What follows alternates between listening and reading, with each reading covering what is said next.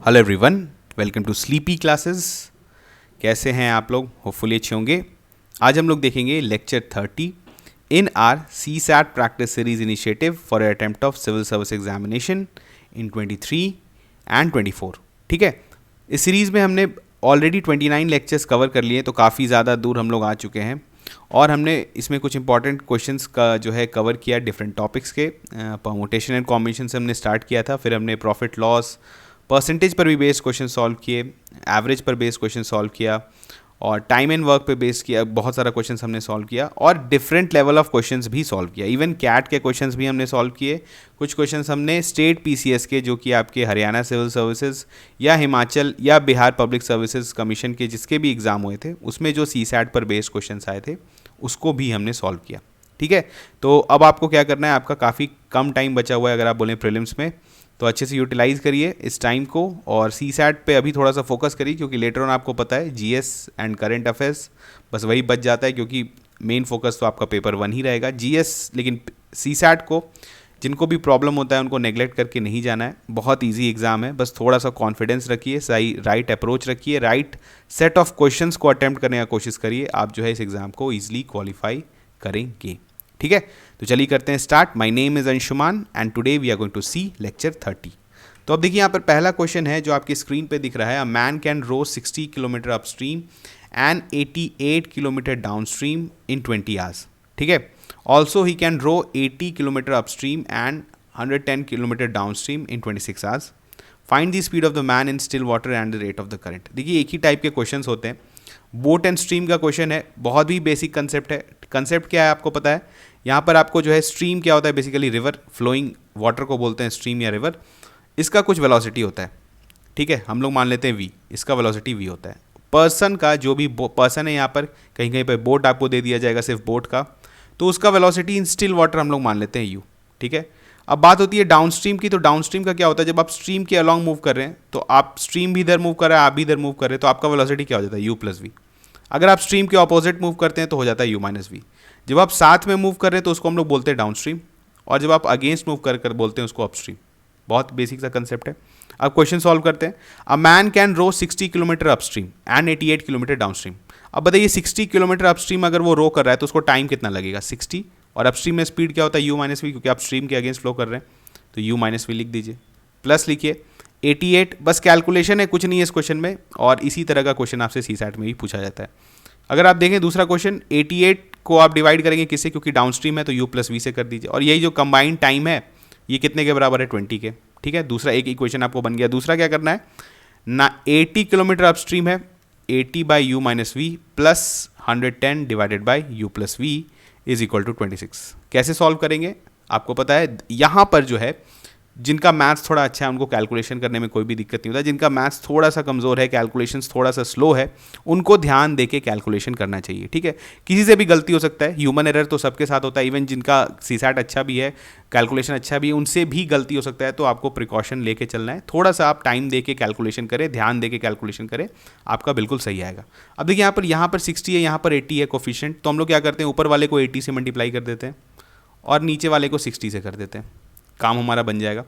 तो ये देखिए ये ऊपर में आ जाएगा 480, यहाँ पर भी आ जाएगा 480। ठीक है, तो अब बाकी को हम लोग देखेंगे, लेकिन इसको जो है आप क्या कर दीजिए, सब्ट्रैक्ट कर दीजिए। अगर हम लोग सब्ट्रैक्ट करें, बस देखिए मिनिमाइज़ कर रहे हैं, कम ज़्यादा जगह नहीं लेंगे, बहुत कम जगह में हम लोग को कैलकुलेशन करना है।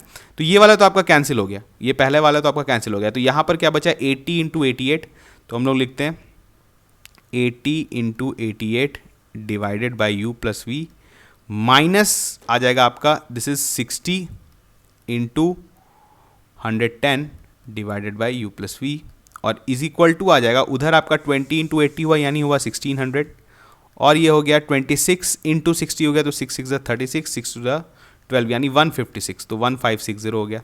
अब आप इसको देखेंगे ध्यान से, तो इसको मैं थोड़ा सा इधर लिख रहा हूँ 1 बाई यू प्लस वी, मैं कॉमन ले रहा हूँ बाहर। ठीक है, तो अंदर आपका बच जाएगा क्या, जल्दी से बताइए, 80 इंटू 88 माइनस आपका 60, तो इसको करते हैं 8 8 64। ठीक है, कैरी ओवर 6, 8 8 64, अगेन आपका जो ये हो गया 7040, और ये हो जाएगा आपका 66, ये होगा ना, हाँ 60 इंटू दिस इज ये हो गया, और ये आपके बराबर आ गया किसके, 40 के।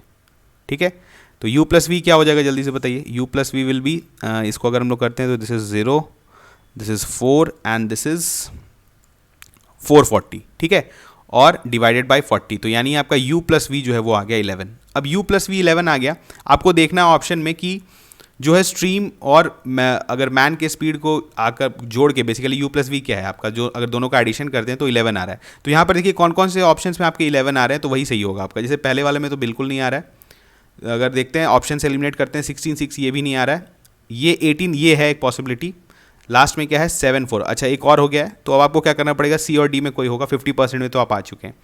अब आप यहाँ पर से u प्लस वी आपको पता है किसी भी एक इक्वेशन में पुट कर दीजिए, u माइनस वी आ जाएगा। तो 60 divided by u minus v plus 88 divide by u plus v का वैल्यू कितना है 11, तो 88 डिवाइड बाई 11 क्या हो गया 8 लिखते हैं डायरेक्टली, इज इक्वल टू 20, और ये हो गया आपका 60 divided by u minus v is equal to आपका हो जाएगा दिस इज 12, ये हो गया 5, यानी u माइनस वी जो है वो कितना है 5।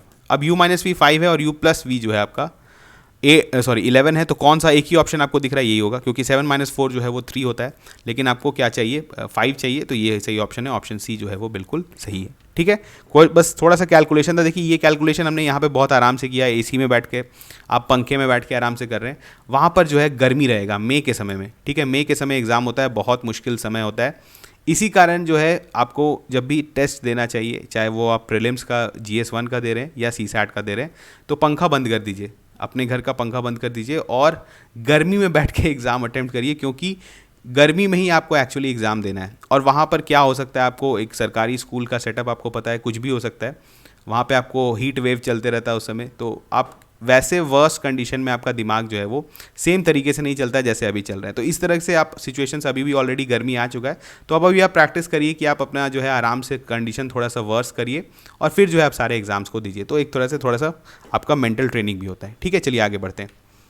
If p plus m is equal to 6 and p Q plus m q is equal to 72, then the value of p m is p into m is क्या है, आपको इसका वैल्यू बताना है। अगेन ये बहुत ही बेसिक क्वेश्चन है, थोड़ा सा क्या है एल्जेब्रा का कंसेप्ट देखना है। एल्जेब्रा में हम लोग क्या है एक्सप्रेशंस जानते हैं, a Q plus B q क्या होता है, तो यहाँ पर वैसे p Q plus m q की बात हो रही है, तो जैसे हम लोग लिख सकते हैं, देखिए p cube plus M cube जो है वो किसके बराबर होगा, आपका पता है आपको, p plus m into p square minus p m plus m square, इसी के बराबर होगा, ठीक है। आप इसको मल्टीप्लाई करेंगे, अगर आप इसको और इसको मल्टीप्लाई करेंगे तो देखेंगे आपका P Q plus M cube आ जाता है। A Q plus B Q का आपको अगर फॉर्मूला पता है तो आप इसमें इसको पुट कर सकते हैं, बस इसी को यूज़ करते हुए आपको इस क्वेश्चन को बनाना है।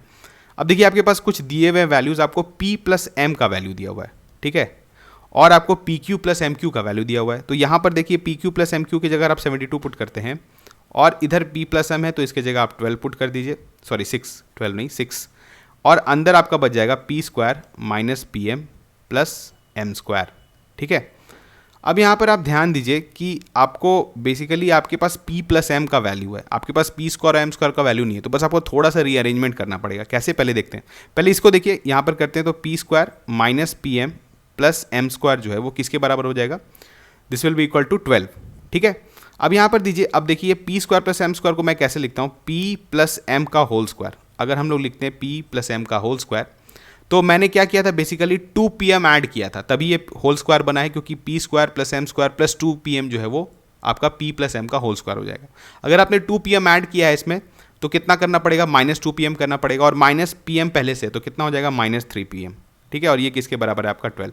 अब ऐसा हमने क्यों किया, क्योंकि आपको p प्लस एम का वैल्यू पता है, p प्लस एम का वैल्यू कितना है 6, तो ये कितना हो गया 36 minus 3pm is equal to 12, और 3pm इज इक्वल टू आपका कितना आ जाएगा, ये आ जाएगा आपका, ये आ जाएगा 24, then pm will be equal to 8। तो आपका सही ऑप्शन कौन सा हो गया, ऑप्शन 4, pm का वैल्यू जो है वो 8 है। बस थोड़ा सा रीअरेंजमेंट है, ये आपको पता होना चाहिए। देखिए अगर आप नहीं पता है तो कोई दिक्कत नहीं है, आप एग्जाम में जाने से पहले थोड़े थोड़े से जो है फॉर्मूलाज देख के जाइए, जैसे ए क्यूब प्लस बी क्यूब क्या होता है, ठीक है, ए क्यूब माइनस बी क्यूब क्या होता है, ऐसे आप वहाँ पर भी करके देख सकते हैं, कोई फर्क नहीं पड़ता, लेकिन अगर याद रहता है तो आसानी रहता है, टाइम आप सेव कर सकते हैं, ठीक है। इस तरह के कुछ जो है आप थोड़ा बहुत अलजेब्रिक ऑपरेशन पे बेस जो है कुछ क्वेश्चन सॉल्व करके जाएंगे तो एग्जाम में दिक्कत नहीं होगी, ठीक है, क्योंकि फर्स्ट टाइम हो सकता है वहाँ पर दिमाग क्लिक नहीं करे। ये सारे थोड़े फार्मूलाज अगर आप देख के जाएंगे तो आप जो है इस तरह के क्वेश्चन ईजिली सॉल्व कर सकते हैं, ठीक है, और इसी लेवल का आपसे CSAT में भी पूछा जाएगा।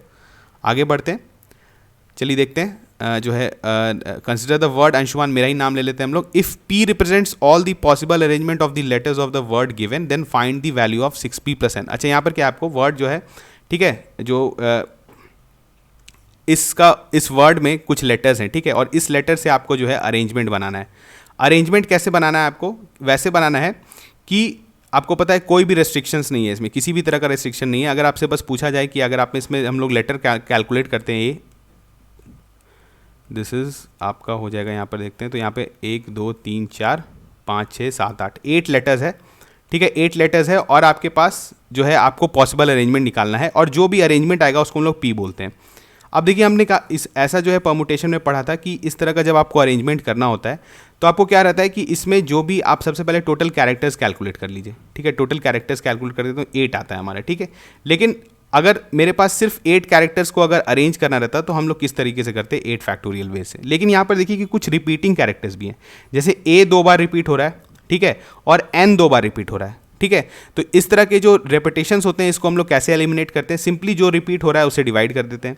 तो यहाँ पर आपका A और A 2 बार रिपीट हो रहा है तो डिवाइड कर दिया 2 फैक्टोरियल से. वैसे ही N जो है आपका 2 बार रिपीट हो रहा है तो डिवाइड कर दिया 2 फैक्टोरियल से, ठीक है. तो यही आपका टोटल पॉसिबल अरेंजमेंट होगा. अब आपको बस ये वैल्यू पता चल जाता है तो उसके बाद आपको 6, देखिए यहाँ पर P का डायरेक्टली वैल्यू नहीं पुट करना है आपको, मतलब P आपको ऑप्शन में नहीं दिया, आपको निकालना है what is value of 6P + 9, ठीक है. तो यहाँ पर थोड़ा सा ध्यान दीजिएगा. तो यहाँ पर देखिए 8 फैक्टोरियल है, तो 8 फैक्टोरियल को हम लोग कैसे करते हैं, 8 × 7 × 6. देखिए 6 फैक्टोरियल तक का वैल्यू सबको याद होता है, ठीक है. 5 फैक्टोरियल का वैल्यू 120 होता है, 6 फैक्टोरियल का वैल्यू होता है 720. तो हम लोग डायरेक्टली देते हैं 720, ठीक है, कैलकुलेशन ईजी करने के लिए. 2 फैक्टोरियल का वैल्यू कितना होता है, 2, और 2 फैक्टोरियल का वैल्यू होता है 2, तो डिवाइड कर दिया 4 से. 4 से करते हैं डिवाइड, तो दिस इज 18 एंड 180 हो गया. ये हो गया आपका 7 8 56, 56 × 18 करते हैं, 6 8 48. कैलकुलेशन देखिए यहाँ पर जो ना परमुटेशन एंड कॉम्बिनेशन में थोड़ा सा लंबा कैलकुलेशन आता है क्योंकि सारा चीज़ मल्टीप्लिकेशन में रहता है, तो ध्यान देके आप जो है थोड़ा सा कैलकुलेशन करिए. 6 8 48, carry over 4, 8 5 40, this is 44, 1 6 and this is 5, 8 0 1, this is 1 0 0 0 0 8 and 0, 180 था, तो 1 0 0 8 0. ये वैल्यू आ गया आपका P का, ठीक है. अब आपको यहाँ तक तो क्लियर हो गया कि हमने क्या किया. सबसे पहले हमने क्या किया, टोटल कैरेक्टर्स, अगर आपके पास रिपीटिंग कैरेक्टर्स नहीं होते तो कितना पॉसिबल अरेंजमेंट आप बना सकते हैं, क्योंकि 8 कैरेक्टर्स है, 8 प्लेसेस हैं, 8 फैक्टोरियल. लेकिन 2 कैरेक्टर रिपीटिंग है तो इसमें हम लोग क्या करें, कुछ एक्स्ट्रा काउंट कर लें. और एक्स्ट्रा काउंट करने का क्या मतलब हुआ, जैसे अगर आप ये सोचिए कि एक टाइम पे एक मैं अरेंजमेंट बना रहा हूँ, ये जो आपके पास लेटर है मैं एक बार ब्रेक डाउन कर देता हूँ उसको, ANSHUMAN. अगर एक बार मैं इसका अरेंजमेंट बनाता हूँ NSHUM जो है, यहाँ पर जो है इसको कर देते हैं NAA, एक ऐसा बन सकता है, ठीक है. तो अब देखिए क्या है कि ये A जो है अगर इससे रिप्लेस कर रहा है, जैसे एक दूसरा, अभी जैसे थोड़ी देर के लिए इसको A1 मान लीजिए, इसको A2 मान लीजिए, हम लोग मान रहे हैं, एक्चुअली ये सेम कैरेक्टर है. अगर एक दूसरा अरेंजमेंट अगर हम लोग ऐसा मानते हैं कि सारा कैरेक्टर्स डिफरेंट है, तो एक अरेंजमेंट ये होता है NSHM A2 A1, ठीक है. लेकिन एक्चुअली ये दोनों क्या है, ये दोनों तो सेम ही अरेंजमेंट है, क्योंकि A तो हमारा सिमिलर है. A को अगर हम A से रिप्लेस कर रहे हैं, दोनों आपस में रिप्लेस कर रहे हैं, आपस में कितने तरीके से अरेंज कर सकते हैं, 2 फैक्टोरियल वे से. तो वो जो एक्स्ट्रा 2 फैक्टोरियल हो रहा है वो हम लोग गलत काउंट कर रहे हैं, तो उसको हमें एलिमिनेट करना है. तो इसी कारण हम लोग 2 फैक्टोरियल से डिवाइड कर सकते हैं. सेम वही कंसेप्ट आपका जो है N में लग रहा है.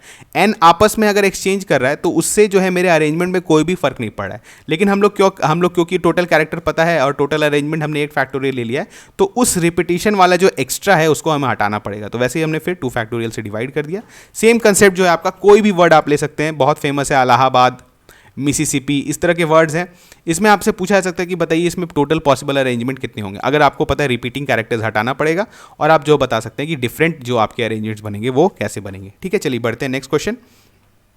सॉरी, यहाँ पे कैलकुलेशन बचा हुआ है. अभी आपको क्या करना है, आपने P निकाल लिया है, तो इसको कैलकुलेट करते हैं. 6P का वैल्यू कितना हो जाएगा, पहले एक देखिए, एकमात्र जो ऑप्शन आपका क्लोज दिख रहा है वो यही दिख रहा है, तो ऑप्शन C होगा. लेकिन कैलकुलेट कर लेते हैं. 6 0 6 8 48, 4 0 एंड 6, और इसमें जोड़ना है 9, तो प्लस कर दिए 9, तो 6 0 4 8 9, ठीक है. देखिए लास्ट में कहीं कहीं पे आपको कुछ चीज़ ऐसा दिया रहता है, आजकल देखने को मिलता है CSAT के क्वेश्चंस में, कि आपको कुछ वैल्यू निकालने बोल दिया गया जैसे P, और लास्ट में आपसे पूछ देगा बताइए what is the value of 5P + 11, ठीक है. तो उस चीज़ का ध्यान रखिए कि लास्ट में आपसे एक्चुअली पूछ क्या रहा है, क्योंकि यहाँ पर जो है बहुत टाइम जो है आपको इस तरह का क्वेश्चन देखने को मिल सकता है. बढ़ते हैं आगे. Next question. A jar contains a mixture of two liquids A and B in the ratio 3:1. When 15 liters of the mixture is taken out and 9 liters of liquid B is poured into the jar, the ratio becomes 3:4. How many liters of liquid was contained in the jar? ठीक है, देखिए यहाँ पर क्या एक jar है, इसमें mixture of two liquids है, एक जार है, ठीक है, बना लेते हैं एक जार, इसमें जो है आपके पास A प्लस बी है, ठीक है, और किस रेशियो में है 3:1, मतलब A का जो क्वांटिटी है वो 3 टाइम्स है B के क्वांटिटी के, ठीक है। चलिए, तो यहाँ पर बोला जा रहा है when 15 litres of mixture is taken out and 9 litres of liquid B is poured. अब देखिए यहाँ पर क्या है, A और B रेशियो में है, तो हम लोग मान लेते हैं कि एक्चुअल क्वांटिटी जो A का होगा वो 3x होगा और B का जो होगा वो x होगा। ये तो मान सकते हैं ना, क्योंकि आपस में रेशियो है 3:1, लेकिन जब एग्जैक्ट क्वांटिटी का बात होगा तो कुछ मल्टीप्लाइंग फैक्टर आएगा। तो चलिए A का जो है क्वांटिटी इनिशियली मान लेते हैं 3x और B का मान लेते हैं x, ठीक है।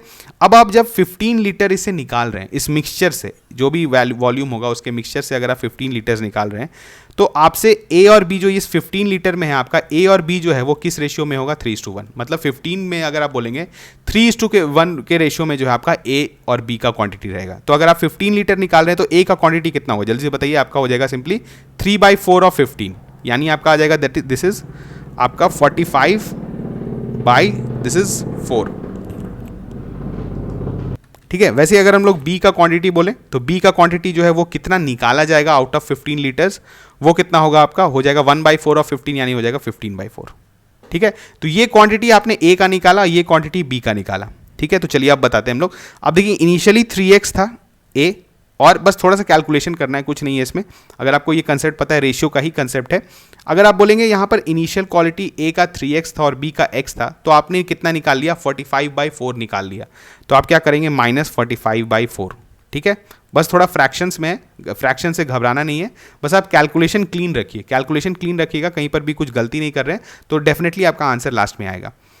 और हमने क्या किया है कि हमने B से 15/4 लीटर निकाला है, तो x - 15/4 लीटर हम लोग कर देते हैं। ऐसा क्यों कर रहे हैं, क्योंकि उसके बाद आपको फाइनल रेशियो पूछ रहा है कि A और B का क्या होगा, ठीक है।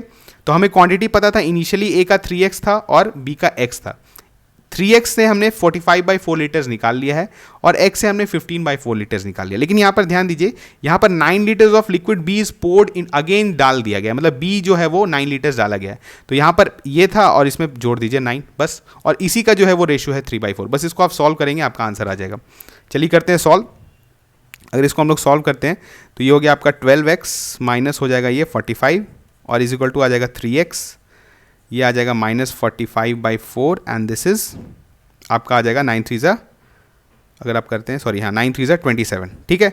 तो इसको आप सॉल्व करिए, this is 9x and this is 45 -45/4 + 27, ठीक है। इसको अगर हम लोग क्या करते हैं, x को ऐसे देखिए कैलकुलेशन मिनिमाइज करने के लिए 5 - 5/4 प्लस हो जाएगा आपका 3, ठीक है। यानी हो गया आपका 8 - 5/4, तो आपका कितना हो गया 8 4 जो अगर आप करते हैं तो 32 एंड दिस इज, बस आपको कैलकुलेशन ध्यान में देना है। देखिए यहाँ पर 9 3 27, दिस इज 5 जो है आपका कैलकुलेशन कहीं मिस्टेक नहीं होना चाहिए। तो 32 ये हो जाएगा 8 4 32 -5, तो ये हो गया आपका 27/4, यानी x का वैल्यू आ गया वो 27/4। देखिए इससे घबराना नहीं है, क्योंकि यहाँ पर सारा जो है आपके जो डेटा है वो फ्रैक्शंस में ही है। आपसे क्या पूछ रहा है कि आपको इनिशियली जो है वो लिक्विड कितना था, तो इनिशियली आपका 3:1 का रेशियो था, यानी आप बोलेंगे टोटल जो वॉल्यूम था, मतलब जो था इनिशियली वो था 3x + x यानी 4x, और x का वैल्यू आपको पता है तो आप पुट कर दीजिए 4 × 27/4, तो आपको कितना आ जाएगा 27 लीटर्स, यानी इनिशियली जो था वो जार में आपका 27 लीटर्स था, ठीक है। चलिए बढ़ते हैं आगे। Find all the possible arrangement of the letters of the word sleepy classes. अगर स्लीपी क्लासेस को हम लोग अरेंज करना चाहें, लेकिन यहाँ पर एक आपको कंस्ट्रेंट दिया हुआ है कि in which the vowels are together, vowels को जो है वो टुगेदर होना चाहिए, ठीक है। बहुत अच्छा क्वेश्चन है और बहुत आप बोल सकते हैं अच्छी क्वालिटी का क्वेश्चन है। इस तरह का क्वेश्चन आपसे CSAT में पूछा जा सकता है। सॉल्व करते हैं हम लोग। स्लीपी क्लासेस पहले लिख लेते हैं, स्लीपी क्लासेस, ठीक है। कैरेक्टर्स काउंट करिए 1 2 3 4 5 6 7 8 9 10 11 12 13 कैरेक्टर्स हैं टोटल। अगर आपको सिर्फ ऐसे बोलते हैं कि अगर आपको कोई भी कंस्ट्रेंट नहीं है तो कितना अरेंजमेंट होता है, जल्दी से बताइए। आपका होता 13 फैक्टोरियल डिवाइडेड बाय जो रिपीटिंग है आपका, देखिए क्या क्या है, एस रिपीटिंग है, ई रिपीटिंग है, जितना भी रिपीटिंग कैरेक्टर उसे डिवाइड कर देंगे तो आपका टोटल पॉसिबल अरेंजमेंट आ जाएगा। लेकिन यहाँ पर आपको क्या दे दिया गया है, यहाँ पर बोला गया है कि सारे वॉवेल्स जो है वो साथ में होने चाहिए। तो पहले आप देखिए कि वॉवेल्स कौन कौन से हैं इसमें, कितने हैं वो बाद में देखेंगे, पहले कौन कौन है। ई है और ए है, इसके अलावा कोई है? ए ई आई ओ यू होता है, तो आपका सिर्फ ए और ई है यहाँ पर। अगर आप वॉवेल्स का काउंट करेंगे तो कितना है, 2 ई है, 1 ए है, यानी आपके पास 3 ईज है एंड 1 ए है। ठीक है, तो टोटल आपके पास कितने हैं, 4। अगर आप 13 में से 4 निकाल देते हैं तो आपके पास कितने बचते हैं, 9 कैरेक्टर्स। ठीक है, अगर इन चारों को, मतलब ऐसा सोचिए ई ई ई ए को, इन चारों को साथ में रहना है, इन जो भी वर्ड बनेगा इन चारों को साथ में रहने का है, तो ऐसा करते हैं कि जो रेस्ट कैरेक्टर्स हैं वो कितने हैं, 9 कैरेक्टर्स हैं, और इनको हम एक कैरेक्टर बना देते हैं। तो ये एक कैरेक्टर आपके हो गया ई ई ए ए, तो यानी आपका टोटल कैरेक्टर कितना हो गया, 10 कैरेक्टर्स। अब अगर हम लोग इनका अरेंजमेंट करेंगे इन 10 कैरेक्टर्स का, तो कैसे करेंगे, हमने क्या किया स्टार्टिंग में, अगर आपको जब भी टुगेदर वाला क्वेश्चन आए तो आप क्या करिए, जो टुगेदर है उनको साथ में क्लब कर दीजिए और उनको एक कैरेक्टर बना दीजिए। क्योंकि आप देखिए अगर कोई भी अरेंजमेंट बनेगा, जैसे कि एग्जांपल बनाते हैं, एस एल ई ई ए जो है यहाँ पर लिख देते हैं, ई ई ए, ये हुआ आपका। उसके बाद आप पी वाई एल, आपका एस एस एस, ये एक अरेंजमेंट हुआ, क्योंकि देखिए इसमें सब जो है आपके साथ में। ठीक है, फिर आप जो हो सकता है कुछ और अरेंजमेंट करिए, लेकिन जहां पर भी होगा ये चारों जो है वो आपस में साथ में रहेंगे। तो अब इनको हम लोग एक बॉक्स में बंद करके एक कैरेक्टर बनाते हैं। इसके अलावा कितना बचा हमारे पास, 9 कैरेक्टर्स और प्लस ये एक, तो यानी 10 कैरेक्टर हो गया। यानी 10 कैरेक्टर्स का हमें अरेंजमेंट करना है। तो अब कैसे करते हैं, फिर से सेम वही कंसेप्ट लगाते हैं, 10 फैक्टोरियल डिवाइडेड बाई क्या होगा, रिपीटिंग। तो रिपीटिंग क्या क्या है जल्दी से बताइए। यहाँ पर देखिए एस आपके पास, अगर अभी आप पहले इस बॉक्स वाले के अंदर वाले को छोड़ दिए, उसका अरेंजमेंट को अभी हम लोग नहीं देख रहे हैं, अभी ओवरऑल अरेंजमेंट कितना होगा ये बताइए। तो यहाँ पर अगर आप देखेंगे तो एस कितना है, 1 2 3 4, यानी डिवाइड कर देंगे 4 फैक्टोरियल से। इसके अलावा कुछ और रिपीट कर रहा है, हाँ कर रहा है, एल कर रहा है, तो एल को अगर हम लोग कर लेंगे तो कितना हो जाएगा, 2 फैक्टोरियल।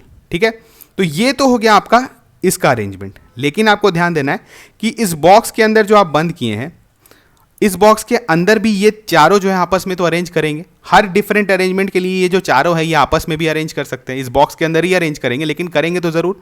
तो कैसे होगा, अब यहां पर इनका अरेंजमेंट करना है तो क्या हो गया, ये बेसिकली 4 प्लेसेस है, 4 फैक्टोरियल, और कितने रिपीटिंग है, 3 आपका ई है, तो डिवाइड कर दिया 3 फैक्टोरियल, यानी कितना हो गया 4, सिंपली 4।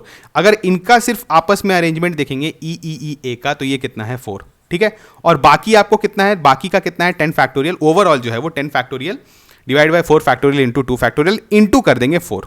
ठीक है, क्योंकि हर पॉसिबल अरेंजमेंट के लिए इनका आपस का अरेंजमेंट कितना है, 4 तरीके का है। ठीक है, तो ये हो गया 4। बस इसको सॉल्व करिए, थोड़ा सा कैलकुलेशन बड़ा होगा, चलिए जल्दी से करते हैं। 10 इंटू, ये आप जो है कमेंट सेक्शन में बता सकते हैं जल्दी से सॉल्व करके, 10 into 9 into 8 into 7 into 6 into 5, 4 factorial cut गया, डिवाइड किया हमने 2 से। ठीक है, और आपका इंटू हो गया 4। अब आप इसको सॉल्व करिए, ये बेसिकली 2 हो गया, तो आपका कितना आ जाएगा वैल्यू, 9 8 72। ठीक है, 7 करते हैं तो 6 5 30 एंड 30 2 60, 60 एंड 7 दैट इज़ 420। तो आपका हो गया 420 इंटू 72।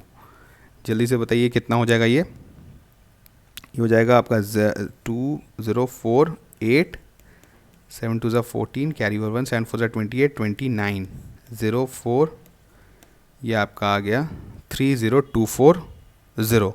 तो आपका सही ऑप्शन कौन सा हो गया, आगे 0 लगेगा एक, तो आपका सही ऑप्शन हो गया ऑप्शन बी।